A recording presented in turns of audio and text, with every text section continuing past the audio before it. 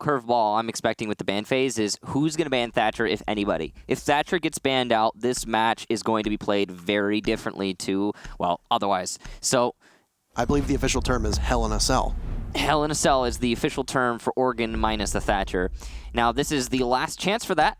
As Rogue starts banning, the question is, will they kneecap both teams? No. Okay, Ying's going to be the next ban, and we will have Thatcher in play, which is going to mean that, yes, you can Kaid and Mute juggle the drop down in the basement. It's definitely possible. In fact, very powerful if done correctly. All you need to do is contest the laundry stairs while doing that, and it's a good strategy. But the attackers will be able to counter that play using Thatcher.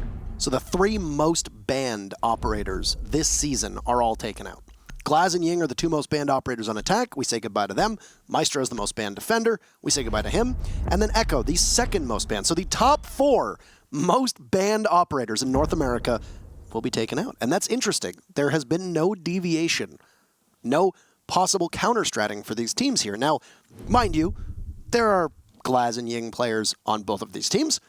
We know that there's Maestro and Echo players on both of these teams, so these are operators that they would both use were they available. But I am a little surprised to not see any particular bans for this site in particular. Yes. Like you mentioned, the Thatcher ban, a possible Kaid ban, a Mute ban, etc. Everything just seems to be par for the course right now. Speaking of, and this is odd, we have, okay, Reciprocity have decided not to bring a Mira, not bring a Kaid. They 6-pick into the Mute off the Mira. That's truly confusing. I'm guessing they're trying to fake it out. And they keep the alibi. Yeah. So this is a really interesting move by Reciprocity. My bet is that they're going to be playing aggressively to try and deny site by not letting the enemy get to the site. That's the only thing I can imagine is the thought process here from Reciprocity. You can see they're opening up some head-level holes there. They're going to have roamers by kitchen. They're not just opening up next to the drop-down so they can deny the thermite charge in classroom. They want to fight people in main lobby. So yeah, this is just giving more fuel to the we're going to take fights everywhere fire on the side of Reciprocity, especially considering where they all find themselves at the end of the prep phase. So we're even going to, looks like, have a peek from T3 of Tower. We got a dock up there. It's Fox. And, well, he's at least going to deny Tower. But this setup from Reciprocity is very aggressive. It was pretty standard Oregon. Yeah. Spawn peek, why not? Throw an ACOG in T3. There you go. For those that are unfamiliar, T3 is the 3rd floor of Tower. So it's called T3 because it is the 3rd floor of Tower. That is it. T3, Tower 3, 3rd floor. And then you have T2. Which is the 2nd floor of Tower. And then T1. And I know that sometimes we use these calls that are not in the game. Keep in mind that at the bottom of your screen there is a compass when you play Rainbow Six. This is information that is relayed to you through the screen, but there are a lot of times where we'll change exactly what these calls might be. So, entry for Rogue, as they are going to clear that 2nd and that 1st floor. A lot of teams on Laundry and Supply Room on Oregon will put a number of bodies up on a floor that they are not defending. You often don't see more than 2 to 3 defenders in that basement. It gets a bit claustrophobic, and you want to be able to hold the map control just above the site, which is Meeting Hall, exactly where Fox A is posted up for the time being. He's going to be able to stim himself and possibly just continue to waste as much time as possible, holding the angle. That leads down just to the front of Kitchen by the side of the classroom wall. Probably got some information here from Bulletproof cameras. Well, the one he brought himself. Nades, though, going to be going out onto the mark. Eclipse will miss as Fox A has already fallen back. It's good game sense to see the mark and just not try to take the fights any longer from the dock. Side of meeting, try to contest as long as possible, and so far we've seen a lot of delay action on the side of Reciprocity. They've done a great job of slowing down the attack. But now that we're on the actual site, Mira left unbanned but still not being played to try and anchor basement of Oregon. It's going to put a lot of pressure on the C4s and gas canisters in the hands of Retro, Skies, and Mark in sight. What is Laxing doing on that alibi? Now, Laxing plays in a very particular way, almost like this lurking role that he plays on defense. Now, we call them roamers, but lurkers are something that is a sometimes acceptable term to describe what they do, and Laxing doesn't really just roam, he lurks. Down goes Eclipse. Fox looks for a second, he'll pick him up. His Vertical is able to take one from Reciprocity down, and Rec is going to be in the midst of a lockout. But Vertical picks up 2 big kills from behind, gets dropped. Unlucky, won't be able to grab the third as there's Laxing. That final second miracle that Laxing loves to pull off as he gets called back at the perfect time.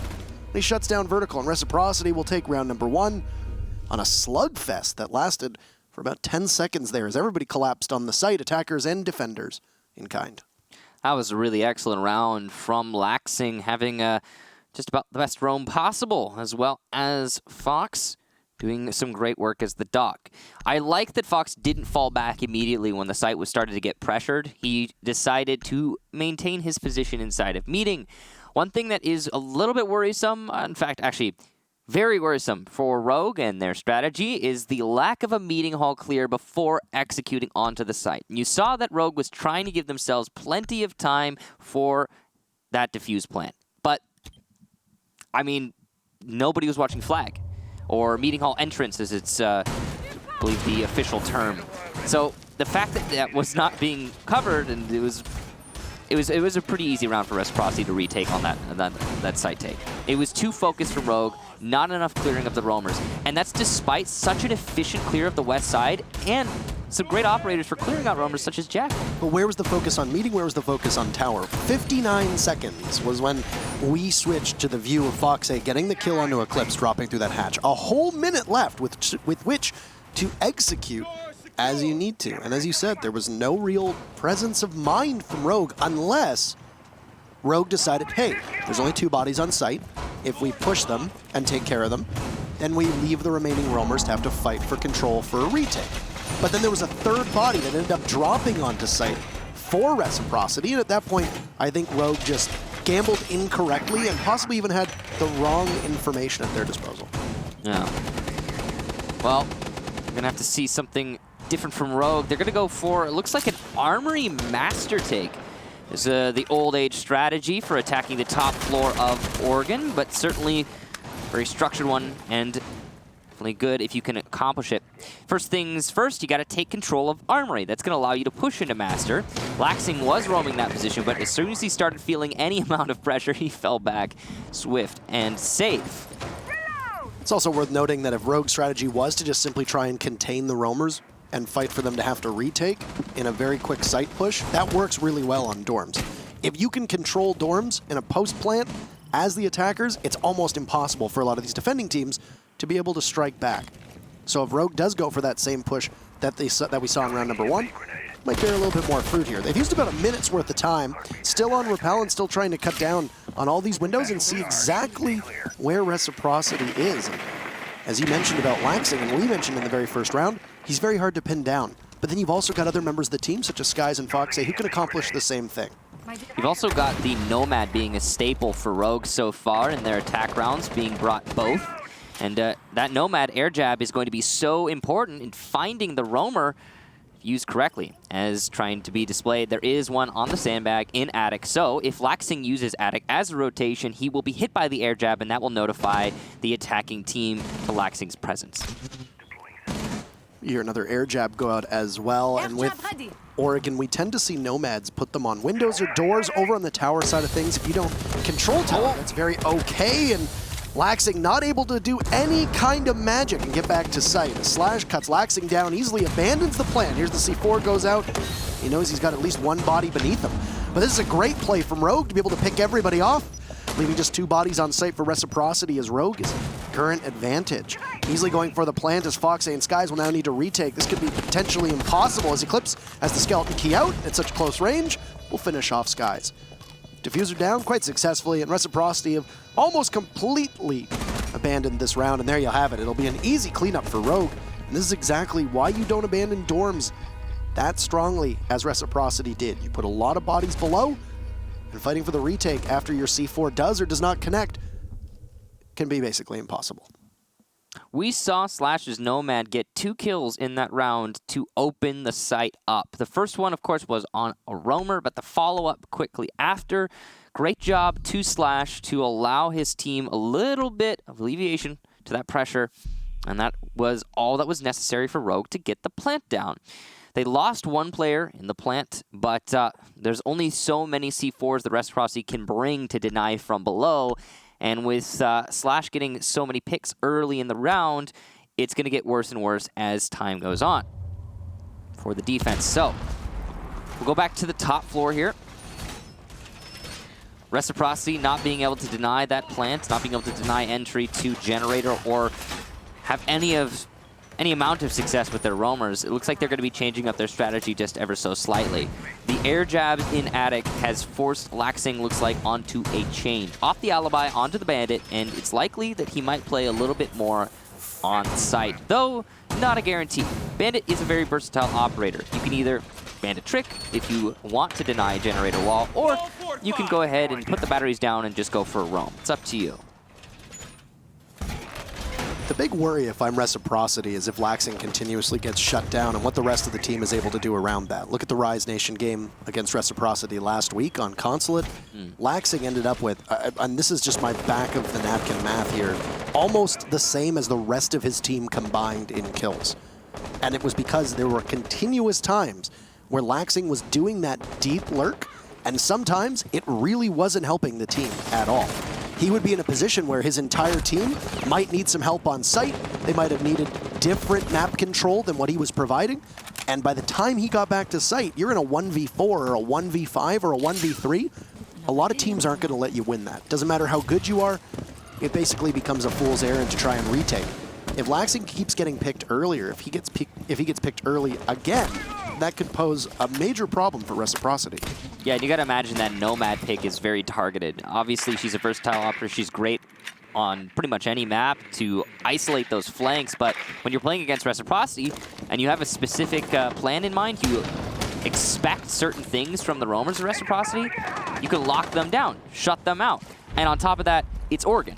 So that's going to be even more effective than it would be on many other maps. Nice attempt there from Slash, but he missed it just barely. It's not going to waste too much time, not a huge deal. The Mute Jammers, though, might potentially catch the drone. Nope, not the case. It's going to be Retro playing close to this north window. Very dangerous position to play, and with the Thatcher EMPs coming out, they will clear out the ADSs, allowing for the frag grenades later on. Interesting with the coordination that Slash and Eclipse might have here is they're both by that kid's room or the kid's dorm windows, the double windows, waiting to see if either of them are going to be able to take advantage of it. There's no Jaeger on the board, so Eclipse, with his 2 frag grenades, might be able to get something going here. He'll take out Foxe, a beautiful toss on in, an underhanded throw to be able to punish the Legion who was playing aggressively on the door frame, just trying to possibly deny entry. But Retro tosses out a C4, it'll catch Eclipse. Could have possibly gone for more than one on that rappel. And Reciprocity, as you can see on your screen, are once again going for this very heavy defense down below, opening up lines of sight up to kids' dorms. So if somebody goes to rappel on in, just like that, they'll be there to catch them, and it'll be Laxing playing those openings perfectly, setting us up for the execute to go with both teams at 3 apiece with just 30 seconds left, and Laxing is still undetected. He'll clean up uneasily, immediately traded off by Shuttle on Disguise, and Mark is the lone member of Reciprocity on site. He's doing his best here to hold on to both of the sites, but he's lost complete control of dorms. Meanwhile, downstairs, it's Laxing versus Shuttle, and Laxing will out. It's going to be up to Vertical to maintain site control as a solo player. With only 8 seconds left, he's got to fight 2 defenders. He'll find the castle, goes to White, looking for Laxing, but Laxing wins yet again, and Reciprocity will win the round off an excellent solo performance from the roaming bandit of Laxing. This is the thing, and he's going to be a focal point for probably most of this match, just as he is for a lot of times. The way that Laxing plays, if his team can make enough space for him, and you do not have the presence of mind as the attackers to aggressively hunt him down and punish him, then there's a very high likelihood he's going to make you pay on that retake. That's exactly what happened on that kid's dorms round. You know, he was able to get the C4 out, claim the kill onto Eclipse, then rotate on over to Small Tower, gets the kill outside a big window, comes back over to White Stairs, takes out Shuttle, and that I believe was a 4K that round for Laxing, if my numbers are correct. So there you have it. excellent performance from him, and it ultimately does quite well for the rest of that team. And as you pointed out, a very good singular effort. So we haven't been seeing Jaeger being brought, which is a little bit confusing considering it's Oregon. There's a lot of stuff you can do with the projectiles and the throwables on this map. The Thatcher, though, has been, again, one of those staples for the attacking team, so that's not the craziest thing to see. It's potentially, well, not potentially, it's a very strong counter to those ADSs. And Reciprocity seem to just want to try and play as mobile as possible, not giving opportunities for the nades to land in the first place. But it did really play an effect in the last round, and not only in the grenades, but also just in general when it came to that assault on the site. There's a lot to go, or a lot to say about having the ability to catch those grenades and making it a little bit more comfortable for you to potentially even play in T3 of Tower, for example, as we see Foxay doing right now. He can always heal himself back up, but it's still a danger that you leave yourself exposed to. It's basically the same thing from Reciprocity as we saw in round number 1. The only difference is that Skies has abandoned the castle and instead gone with the mute on this site. So you're still going to have the possibility for Laxing to be able to try and control Kitchen with those alibi decoys playing downstairs, but we'll see. Yeah, Skies will get picked off very early. That is not great. Likely playing inside of Tower would be my guess. It looks to be that way. No, meeting hall. Huh. Wow, all the way from the Tower window, yeah. So it is a very impressive angle there from the Nomad Slash getting an early pick. Now, it was looking like Reciprocity was running a bulletproof camera. As to whether or not it's on Skies or Foxay, that's something that we'll see. There it is, the bulletproof camera's on Foxay. So that likely means that one of the 2 C4s for Reciprocity is down. Okay. Well, Foxay's... Drone is stuck. Drone's stuck. Foxay's going to be spotted, but that is as it is, I suppose. Ooh, the nade there misses, and the bulletproof camera will persist. That is unfortunate. Not enough soft destruction in Classroom Wall, and it looks like the Thermite's going to be able to detonate from that position, but Foxay might be able to get a frag. Nope, Thermite long gone. Isn't going to give his position away either, but could have possibly pulled the trigger there to maybe be able to take out the wall. Now, a lot of people aren't aware that if you use the exothermic charge on the second wall next to the Classroom Wall, it'll be able to take the hatch out too, and it explodes basically everything in that area, which is exactly what Easley was capable of doing. Foxay was a huge influence on the outcome of the very first round, the first time Reciprocity defended the bottom floor, because he was able to apply pressure from Meeting Hall, and that's because Rogue never cleared out Meeting Hall. He's trying to do the very same thing here in this round once more, but I'm sure there's going to be a little bit more diligence on Foxay's position from Rogue. Just waiting to see if Foxay is going to be discovered at all. Execute coming down, which has been very early from Rogue, and they have control with a 5v3. Easily will be able to stick this plant, doesn't fall off, and I don't know if the information was there for Reciprocity, but from good to bad, they will go, and Mark takes out Eclipse, with still an advantage holding for Rogue. The big question is, where are Laxing and Fox going to be? Well, Fox gets found in the hands of Shuttle. Laxing takes out Shuttle, but won't be able to do too much as he's now finding himself in a 1v3 as Mark falls on site, and Laxing is completely lost, not aware of what angle he's going to need to attack, whether it's the stairs or inside a classroom, and it was Slash, who was basically a human airjet, just holding the flank watch there. He's able to cut down Laxing. And now, all tied up, 2-2. The way that we've been seeing Reciprocity defend the basement is actually overall very confusing to me. They've been bringing a mute, no Kaid, and no Mira. That's the one that's most striking to me. Mira's not bad. It's a Maestro and an Echo. She's available. It's an option, you know.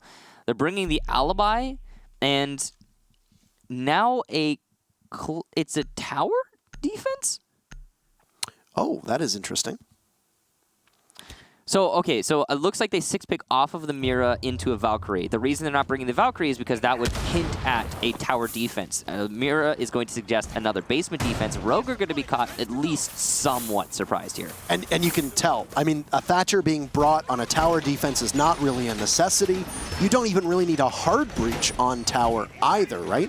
You look at a number of teams that are aware of how the Oregon ebb and flow goes with the sites, and a lot of teams know that if you win your laundry room and you win your dorms, that it's going to be either kitchen or tower. If a team doesn't play kitchen, there are a lot of attackers who just won't bring a hard breacher. Also, very noticeable will be a lack of a Capitao, a lack of a Dokkaebi, and also additionally, a lack of a Zofia. Those 3 operators are very good at being able to clear out T3, and given the fact that Reciprocity is bringing a Jaeger, this could be not enough utility on Rogue's side to be able to dislodge anybody playing at the top of that tower. And if I'm not mistaken, that's the first Jaeger here for Reciprocity through this match. And it's going to be even more useful given the fact that, as you stated, there are so few projectiles that would be efficient at clearing out tower, or specifically T3. Still air jabs, though. Slash has been bringing that Nomad every single round, and that's not going to change here. Might be very useful against the Clash. It's surprising that the Clash was brought. I understand it must have been a premeditated pick there on the Clash, but still, the Nomad is going to be the hardest counter I know of to this operator, so that could potentially be really dangerous. Also worth noting that if Slash uses these air jabs on the kitchen door, possibly even over on small tower, it's going to cut off the only opportunities that Reciprocity have to go for a run out and possibly catch them off guard, because you see a lot of teams will invest quite heavily in taking that kitchen door. Fox A and Eclipse will tussle inside a meeting hall as a successful exothermic charge will go off on the attic wall over by master bedroom, allowing clear passage for Rogue to head on over towards the other side of the attic, which leads to tower, which is unreinforced. Second exothermic charge will go off on kitchen here, which is doing a great job at taking away all of this map control, allowing these almost reinforced, fortified rooms for Reciprocity no more. So Rec will have to play a little bit looser now, knowing that they can't just hold these 2 parts of the map, which are integral to T3 control, T2 control, and then also control on that main floor. Vertical trying to cut off the Clash, but Fox A has done a masterful job of falling back slowly through the meeting hall and delaying Rogue. He's been, well, playing meeting hall pretty much the whole match so far, just with various different operators. Cook's going to be opening up the main lobby, drop down likely to add to the flank watch potential for his team. This attic control is super important. There's the air jab that we talked about. It will net the kill. Slash Hug, some excellent play there, and a little bit of an overextension from Fox A. He didn't need to fall victim to that jab. Plant going down for easily as well, and once again, it doesn't appear that Reciprocity seemed to be aware of this. It will be the second successful plant for Rogue, and they look to have pretty good control. Laxing on the top of T3 will have to head on down, as only has 2 members of the site, or only 2 members of his team playing on site right now. That'll be Skies and Mark. 1 body down. That's going to be easily finished off by Mark, pushing on in. Oh, the double pistol kill. He's going to do it with his sidearm, and he knows that he's within striking distance of this diffuser. There's 1 body looking with Skies going for a run out on the Slash. He'll lose the fight to Vertical. Great heads-up play from Vert, which will now put Mark in a 1v3. Mark has both kills for his team so far, and he's going to catch 1 body, not even going to be able to collapse on Shuttle, as we're going to see the Thatcher just turn around, a good pivot right on his heels, and take out Mark. And for the first time, Rogue will be able to claim the lead here on Oregon in a match that we have said is very high stakes for this team. We'll head to Reciprocity's very final defense with dorms open and laundry open, every site open, and we'll see where Rec chooses to go. So that round got opened up when Fox A picked off thanks to the air jab that Slash had put in Attic. That air jab was placed inside of Attic, just by the wall, which meant that Fox A had to go through the pre-established breach that the defense had set up in the prep phase. If he had simply not extended himself into Attic, we may have seen an entirely different round. And why? Clash was doing so much work, not only in delaying his opponents, but also in denying the plant at default spot exactly where it was planted, just inside of meeting hall entrance. It actually looked like Fox A might have gone in backwards so that he knew that he fell backwards. The shield would still be protecting him as he was trying to get upright. I think it shifts your perspective when you get air jabbed. I'm pretty sure. I believe the call was actually made that the air jab was up there. That's why we saw the smoke shooting the wall. Maybe. Because I believe they knew there was an air jab up there. Maybe they didn't. Maybe it was just coincidental timing. But it was either the smoke or the mute that they had at the time actually pushed up and tried to shoot it away. And whatever the case, yeah, Slash had a really banger of a round, and it all started with that pick that Fox A gave to him. It's been a bit of a resurgence of Slash in terms of what he brings to the table in fragging power. You go back far enough into the lineage of this Rogue roster, back when King George used to be on the team, back when even Adam used to be on this team. And a lot of times, when you think about this roster, you thought about Eclipse and Slash being the ones who carried most of the killing for the team. Since then, we've seen both Eclipse and Slash adopt more support-oriented roles. For Rogue, you've largely got Shuttle and Vertical as the two people who are going to be killing most of the opponents that you run up against.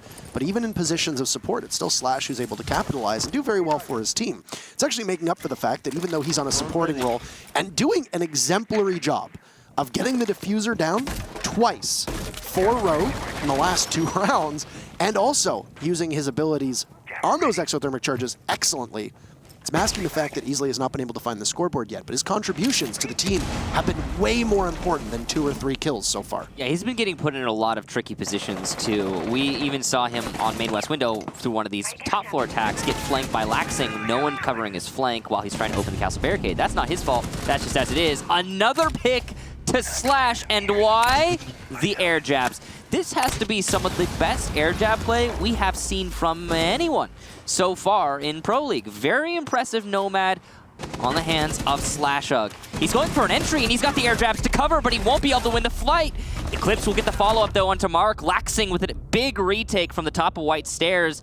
And what looked like a good push from Rogue, thanks to the Nomad air jabs, turns out to be, thanks to Laxing, a good resurgence from the defense. Shuttle's still alive. He'll rotate to try and help Easily, who is all alone over by Master, with multiple entries into the site being held down from the remaining members of Team Reciprocity. And as we mentioned, that Easily hasn't been able to do much on the scoreboard and has been doing so much more work outside of it, this is when he's going to need to start to put those numbers up, because you're in a position now where as this Thermite, a minute to go, all of that calamity happened within, you know, the halfway mark of this round. Easily is going to need to just frag. That's it. That's really important for him. His position's going to be given away, and he's going to turn his back and get absolutely nothing, along with Shuttle, as Reciprocity do a good job of holding off the upstairs site. Kids' dorms will go in the way of Reciprocity on their very final defense. We'll transition to attack here for Reciprocity, and Rogue will now be given an opportunity to possibly do something on their defensive stead, as both of these teams are tied.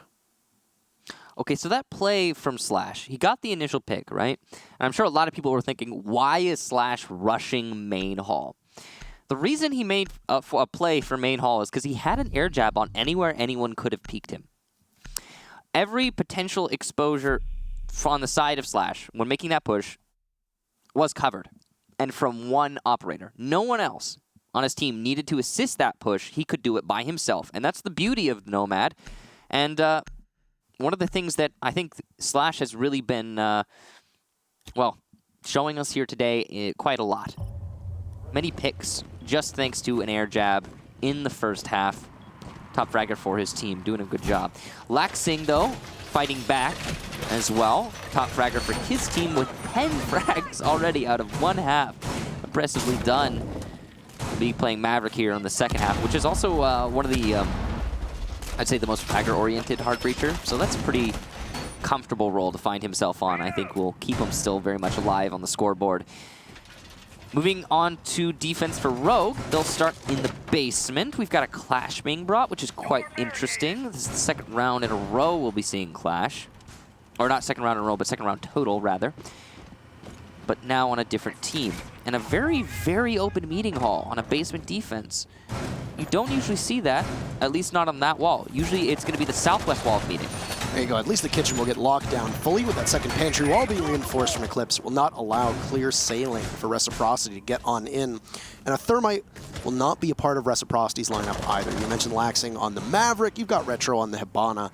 You put Mark on more of that utility role, and Capitao is going to be the role that he is very well suited for and tends to play on a lot of these rounds for his team.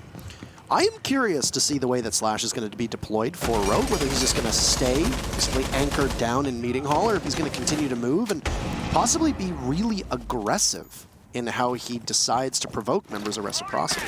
Keep in mind that alongside Slash, you'll have Eclipse with that Vigil cloaking sensor who might be able to accompany the shield operator and capitalize off the fact that drones will not be able to see the Vigil when he pushes on up, but actually doesn't look like he's using his cloaking at all inside of the meeting hall, and he'll get spotted out. His position given away, which will just give cause for provocation from Reciprocity as they head over towards the meeting hall door.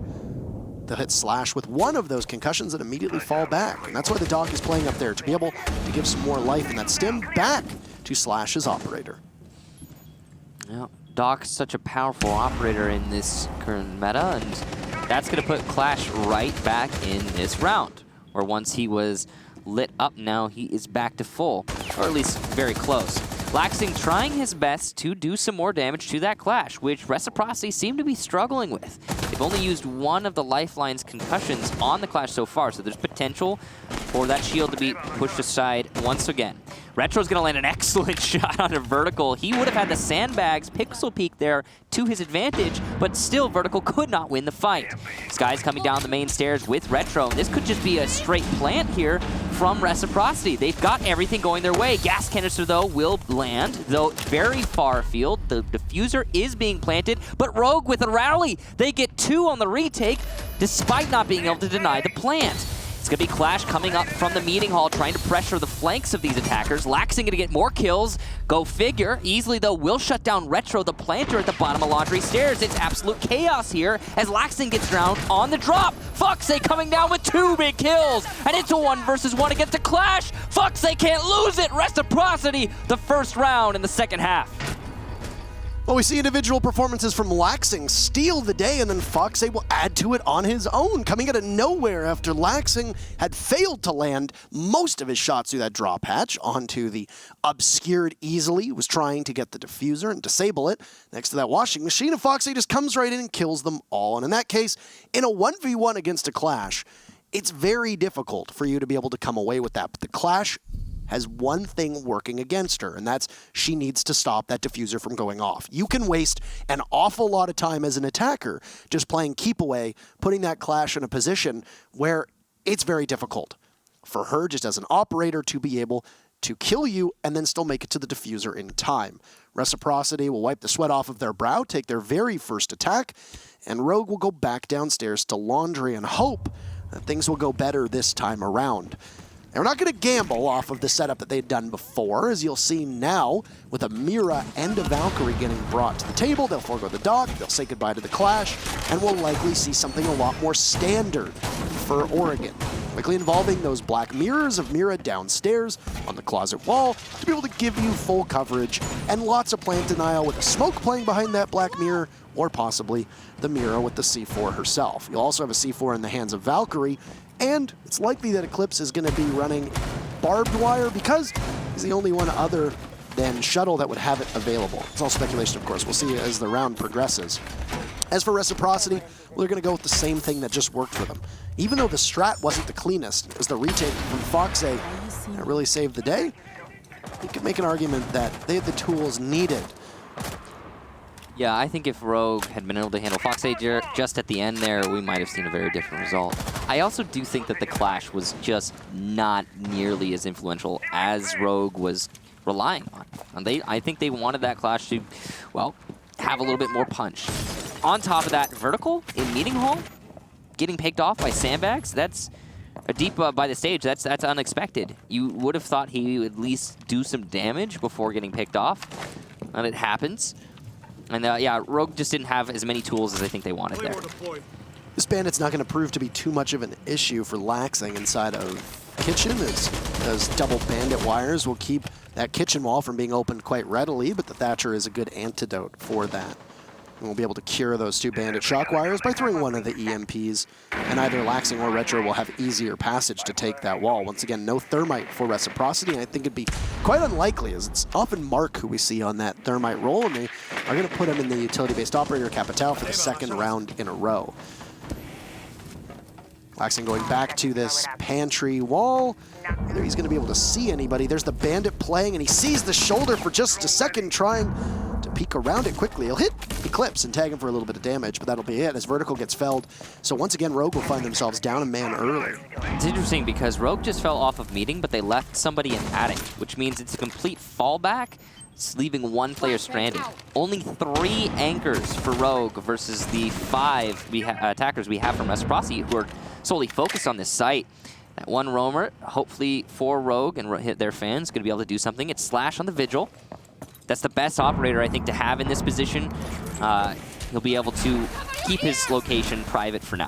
There's a minute to go, and this is a good time as any for the execute. Here's Smoke will just completely stave off Shuttle from being able to see much. Fox8, who was instrumental in the last round, he'll take out easily, and Rogue now find themselves in an even greater deficit. Fox8 will take matters into his own hands, trying to get the diffuser down. Rogue will pick up 2 kills, shut down by Mark as he comes on in for a kill with his gun out, looking for a second.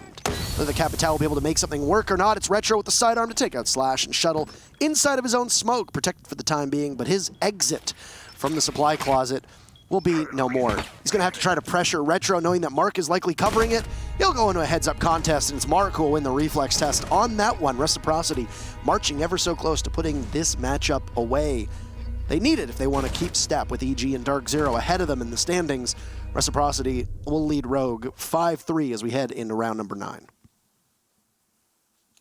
That was a dangerous round there for Rogue and Reciprocity alike. We saw some great plays from Rogue, actually, overall. We had the roaming Vigil on the top floor, come out of attic, able to apply pressure to bottom of main lobby stairs, laundry stairs, as it's usually referred to as. And despite that, we didn't see Reciprocity falter. That was a great entry coming in through the main hallway by Mark specifically, able to do a lot of work by himself. No one from Rogue to get the refrag in that main hallway.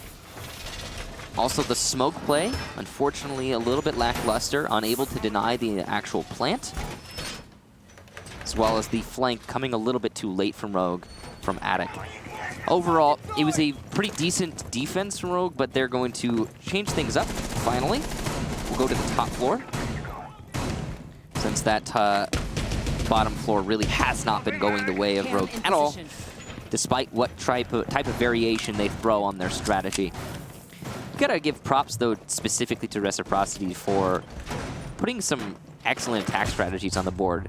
I think the ruthlessness of Reciprocity through these last 2 rounds while attacking the bottom floor have been it's been pretty noticeable. I think you gotta shake it up at this point, right? Yeah, top floor is the right call here from Rogue. A lot of teams will start with that top floor as well, depending on what they want to accomplish with their setup. You can throw a Legion on there, you can go with Castle, you can mute. There's lots of flexibility outside the standard lineup, but Rogue is going to go with something quite conventional. You got 2 C4s on the board with both Slash and Ekel, or Clips rather, as we have to say his full name. Reload! Likely have one of those bodies playing downstairs, possibly 2. It's a good idea for your Pulse to play down in kitchen, just as long as there's nobody who's going to be able to aggressively take up room nearby and put too much pressure on that Pulse. That cardiac sensor is not just going to be able to spot somebody playing over on the Kid Storm's windows, but also if anybody decides to push on up towards White Stairs, you have at least some cover, some information with the 9-meter range that comes with that cardiac sensor. Fox8 just doing his best to be a little diligent here. Throwing out that attic. He establishes there's no one on the flank right this second for Rogue. Laxing trying to work his way into cafeteria. He will have to contend with some roamers here if he pushes through that door, but he's not going to open it up and run straight in. He'll play it safe, just peeking in. Caught on the cardiac sensor, though. Slash Hug with the C4 onto Mark. That was coming out of attic. Great C4 there, but he will be refragged by Skies on the entry. Retro has control of Generator. This is huge as he gets 2 almost. Very close there, but downed and finished off by Eclipse. Vertical coming up behind the attack, though, and it's an easy 2-piece for Vertical. Rogue take the round, and wow, what a flank. Vertical, I think, wondering if there's somebody beneath him, but that carbine just rattles on through, holding down the doorway, leading all the way in towards the site. And ultimately, a really good round for Rogue. A lot of that because of the information that the Valkyrie and the Pulse were providing. Rogue seemed to be a step ahead of Reciprocity every single time because of that. When you've got 2 C4s to spare, and you know that somebody's going to possibly push into Generator, the angle that we saw the Valkyrie of Slash playing was perfect, but the problem with being up inside of attic with only a rotate hole to come out of over towards Master side, other than dropping into Meeting Hall, is that a lot of the ways back to site are telegraphed, and there will likely be a flank watch there to take care of you. It was a very good gambit what we saw from Slash, but with very little survivability after that. And that was an easy finish off to him. And then the rest of it was just simply, it looked like Reciprocity went a little too early on the take, not really realizing where Rogue was playing off-site. Ended up being a major problem with both the Pulse downstairs and the Jaeger of Vertical being able to net 3 of the remaining 4 kills, all while playing off-site. So that falls on Reciprocity to either not have enough bodies to flank watch, which is very possible, it was a 4v4, or just not understanding about where Rogue was playing. The story so far in the second half, despite Reciprocity winning majority of the rounds, seems to be that Laxing has gone quiet and Shuttle has woken up. In terms of frags, that's what we've been seeing so far, and it's going to be another basement defense for Rogue. So this is, I say, the biggest risk here for the defense right now, and Rogue as a whole for this match, is they have yet to win a basement hold, despite every different type of variation being pulled out that they could think of, it seemed, in the first 2 attempts. And now they're going to have to try a third time. Reciprocity have just been so efficient in clearing out the roamers and hitting from the main lobby.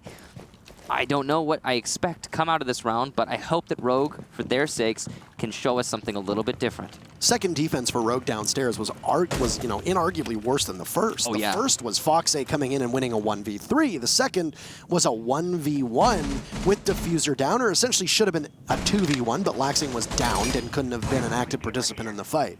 Lights out. Clear. That speaks well to Reciprocity's strategy and being able to get good footing on this site, as Rogue, who didn't do the best on that second defense, now likely coming in here with the same lineup. And I actually apologize, that was the other way around. The retake on the first defense was the one that didn't work so well, with Laxing coming in, or Foxy coming in and winning the 1v3. It was the other one that was like, what, a 4v1, and it was Shuttle that was trapped in the closet, supply closet. Yes, it was. It was the smoke trapped in the closet. It was unwinnable. Yep. But Foxay goes down, so the very first kill is going to go to Rogue, which will be beneficial.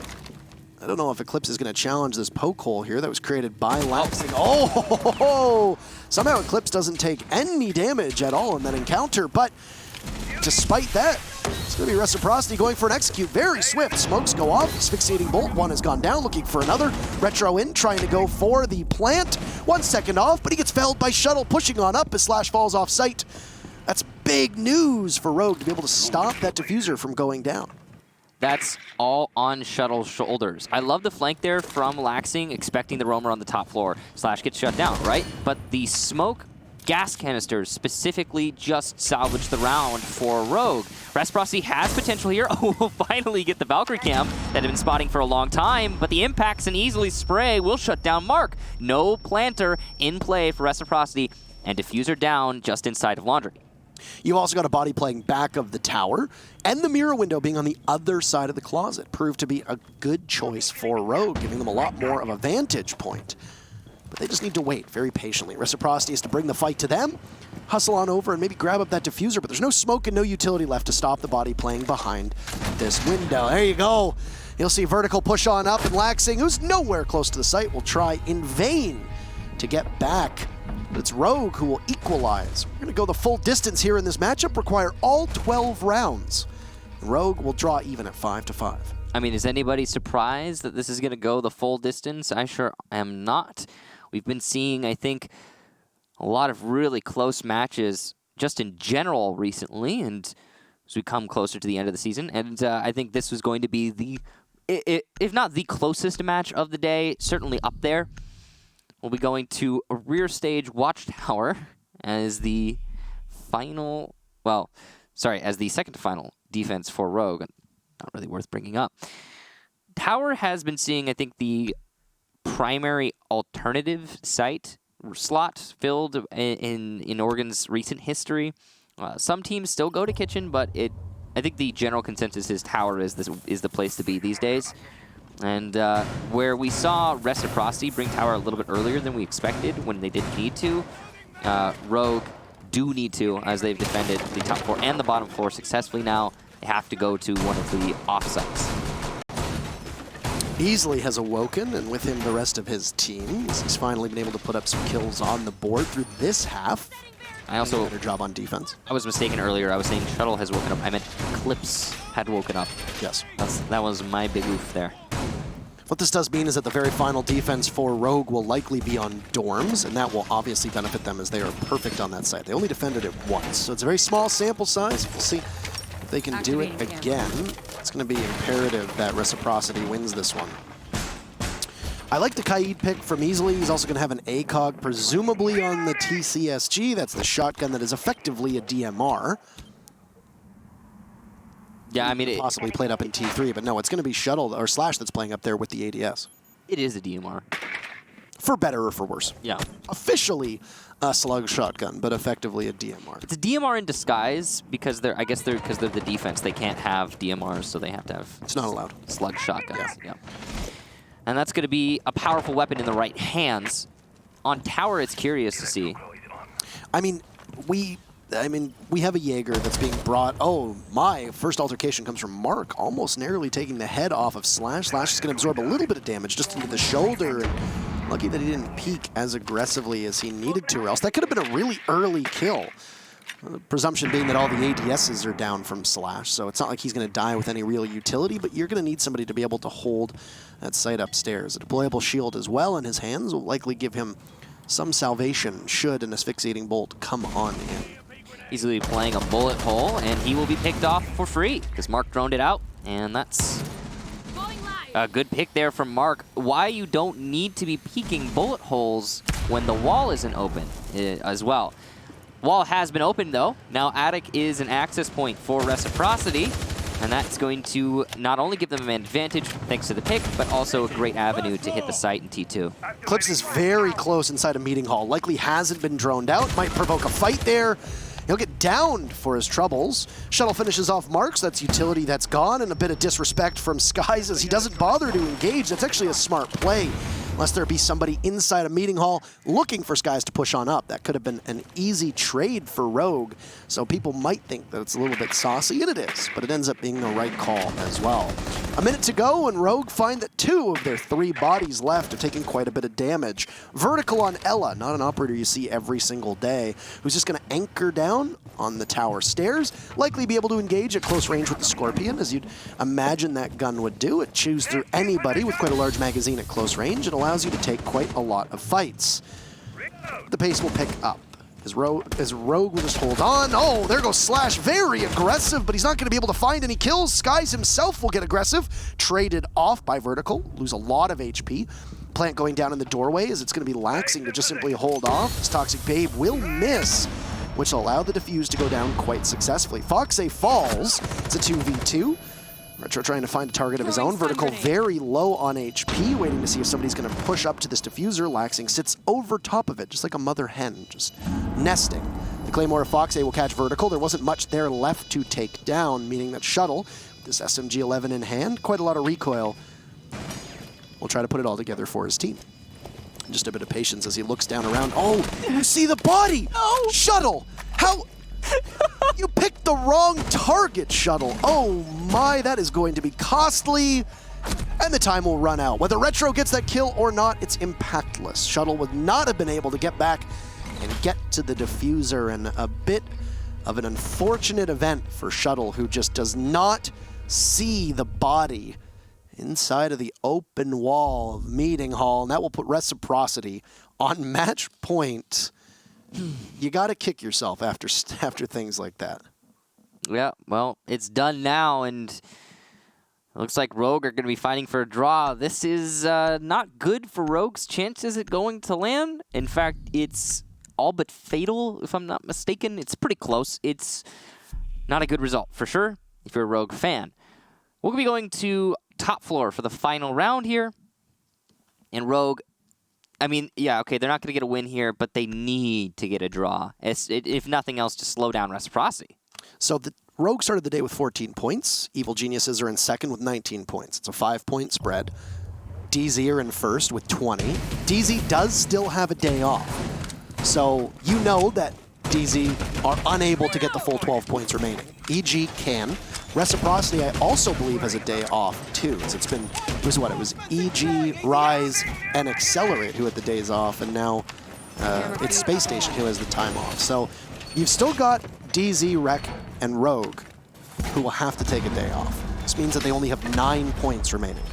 If Rogue loses here, and both DZ and EG win, then that would put EG at 22 points to Rogue's 14, and that's too much, because Rogue can only get 6 points if they don't win this game. Which would mean that if they lose this game, Rogue's ceiling is 20 points, which is where DZ is sitting right now, and EG is sitting with 19. So this is almost a must-win for Rogue if you've been doing the math here. And that's, I guess that's pretty much it, because, well, they can't win now. They get 1 point out of this, and that's...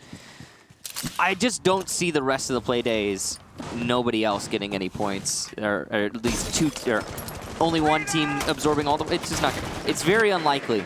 Very unlikely. Though you're right, last season we did count out Rogue as well. So who knows? We'll see what happens, but... a lot will rest on the DZ-EG games, too, for Rogue's playoff chances, because if Rogue loses here, and both DZ and EG win, then that's it. That's basically it. And, well, I mean... We'll just wait for a confirmation from production and the stats in front of us. But that's later. We have those matches as well for you later today. Right. This is not a given for Reciprocity at all. These two teams have been extremely closely matched, and with it being a Dorms defense, which went in hand for Rogue last time, we might be writing Rogue's obituary in this matchup a little bit too early. Now, as you pointed out, Rogue can't win, but they can at least fight for a draw. Skies is going to try to take one body down. No shots will hit from either party. As Rogue has control in the back of Meeting, you've got both Eclipse and Slash there. And now Vertical will tag on up too. 3 bodies to try and find Skies. He'll back up. He'll take out that C4. But look at this, 3 bodies that are fighting Skies, and that leaves only 2 to focus on the push. But it'll work out. Eclipse will take out Mark. Foxay will be tagged in to get that diffuser down. Retro picks off easily, looking for another body. It's going to be the smoke on the stairs. Vertical eliminates Skies. Laxing takes out Shuttle, diffuser down. And now Reciprocity have control of the site. It'll be very difficult for Rogue to retake, especially with Hibana playing on that master wall. It's not as open as it would be with a Thermite. You just got to make sure that nobody pushes you inside of Master. Retro needs to look to his right just in case. He'll get pushed from Vertical. Oh no, but Retro eliminates Vertical. Laxing there to take out Slash, and it's all up to Eclipse. But he'll get traded. And a full trade to be sure. Will be Retro there to get the very final kill, and Reciprocity picks up a big win in their hunt for the playoffs, and it might spell doom for Rogue. We'll find out at the end of this play day. It was really close between these two teams. Reciprocity just barely inched it out. So Reciprocity getting that win is effectively going to keep them in the running. They've been having a bit of a trip here and there recently. Not as many wins as you would expect out of them, considering what happened in the first season. But their first half of the season was so excellent that getting just a few wins here and there now in the second is going to give them a good shot at LAN. And this win against Rogue is a huge hurdle to jump over for Reciprocity, and you got to give them props for that. That'll keep them, like I said, in the running. Now, the one question that we do need to ask is, has Rogue been steadily making improvements, or has Reciprocity just been declining? We saw the matchup last week against Reciprocity and Rise, in which Rise Nation absolutely dominated Reciprocity.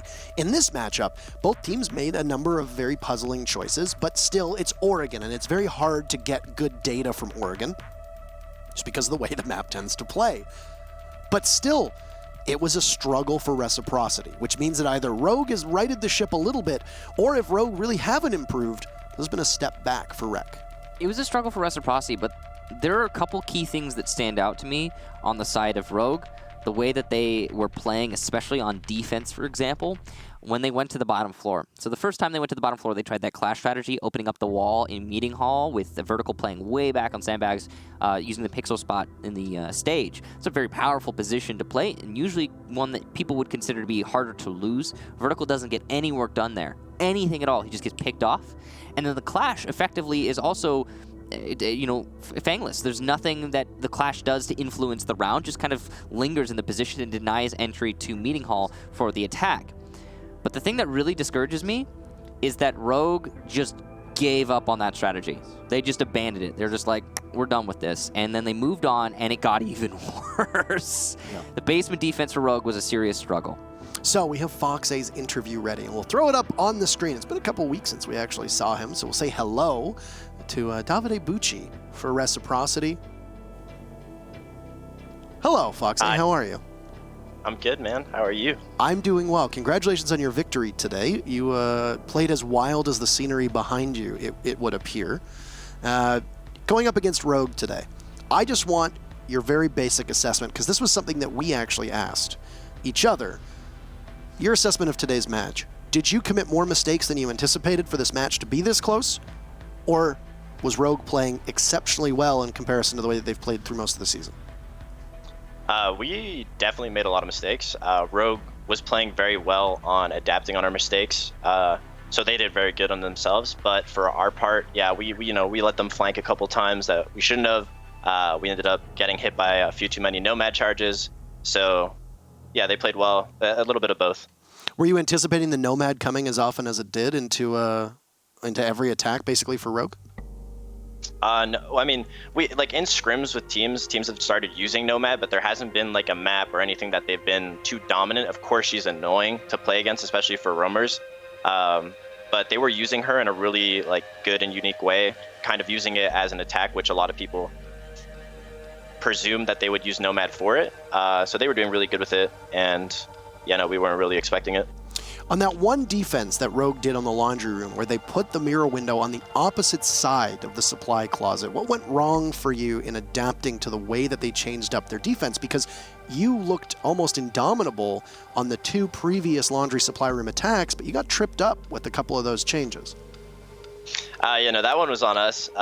So originally, I was going to go down for the plant, but we had a mix-up on who had diffuser. So me having to rotate back from downstairs to main floor, the meeting guy got a pick on me. I wasn't able to do my thorough check of any cams or anything on the main stairs. So, we just called that their setup was it seems really easy to attack it with just a straight rush plant, which is what we were going for, but we didn't see the camera because, I got picked first. And that's what led to our demise. Retro and Mark weren't able to plant because the camera was pinging them. Even though it was right above the stairs, we just didn't check. So that was on us that they won that one. Perfect. And the only question I have for you is, over the last couple play days, you haven't looked quite as fearsome as you did through the first half of the season.